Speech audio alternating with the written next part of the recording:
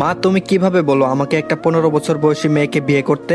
একজন medicine specialist হয়ে ওই বাচ্চা মেয়েকে আমি বিয়ে করতে পারবো না।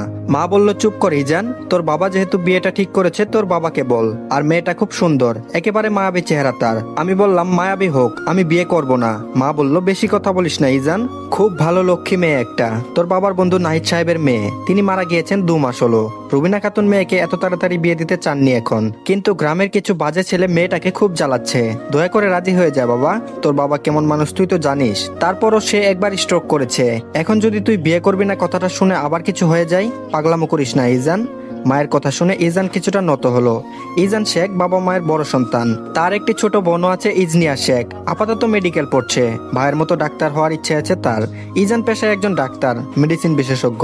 ইজানের বাবা হুমায়ুন শেখ সরকারি চাকরিজীবী ছিলেন, তিনি মূলত একজন সেনাবাহিনীর উচ্চপদস্থ কর্মকর্তা ছিলেন। আর ইজানের মা মনিরা শেখ সাধারণ মহিলাদের মতো গৃহিণী। ইজান কিছুটা ভেবে উত্তর দিল ঠিক আছে আমি বিয়ে করব। কথাটি বলে ধোপাধোপ পা ফেলে রুম ত্যাগ করলো। মনিরা বেগম হাসছেন, এই হাসি যেন তৃপ্তিময়। প্রায় 3 ঘন্টা পর ইজান এবং তার পরিবার গ্রামে এসে পৌঁছালো। গ্রামেই তার বিয়ে হবে। বিয়েটা সাধারণভাবে হবে, কারণ হুমায়ুন শেখ চান না এত বড় করে বিয়ে হোক। এমনিতেও তার বন্ধুর কোনো রকম সংসার ছিল, এখন সেও নেই।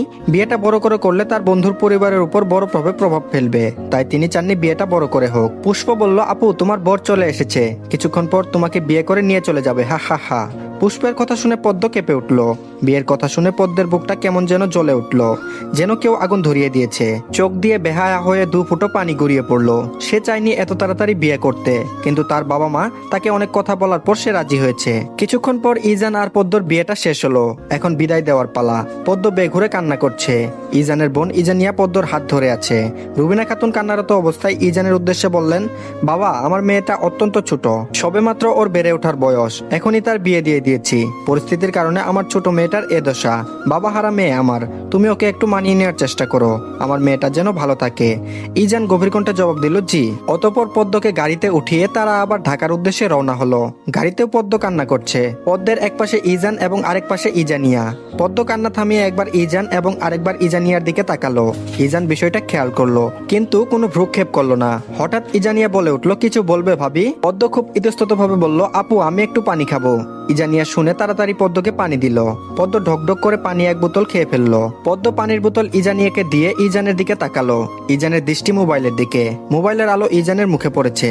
পদ্ম মনে মনে ভাবলো, এত সুন্দর পুরুষ তাকে বিয়ে করলো, কি সুন্দর চেহারা, গালে চাপদাড়ি, চোখে চশমা। পদ্মের মনে হলো এ যেন এক সুদর্শন পুরুষ। পদ্মকে এভাবে চেয়ে থাকতে দেখে ইজানিয়া পদ্মের কানে কানে ফিসফিস করে বলল, ভাইয়াকে কি বেশি পছন্দ হয়েছে নাকি? এখন এত বেশি দেখো না, একেবারে বাসর ঘরে দেখো মন ভরে। ইজানিয়ার কথা শুনে পদ্ম তৎক্ষণাৎ চোখ নামিয়ে ফেললো। দীর্ঘ একটা লম্বা জার্নির পর সবাই বাসায় আসলো। ইজানের মা মনিরা শেখ দ্রুত সিঁড়ি বেয়ে নিচে নেমে এসে তার পুত্রবধূর কাছে আসলেন। কি সব নিয়ম আছে সেগুলো শেষ করে নতুন বউকে ঘরে তুলবেন তিনি। ইজান এগুলো শেষ না করেই উপরে চলে গেল। এ বিষয়ে হুমায়ুন শেখ একটু রাগ হলেন।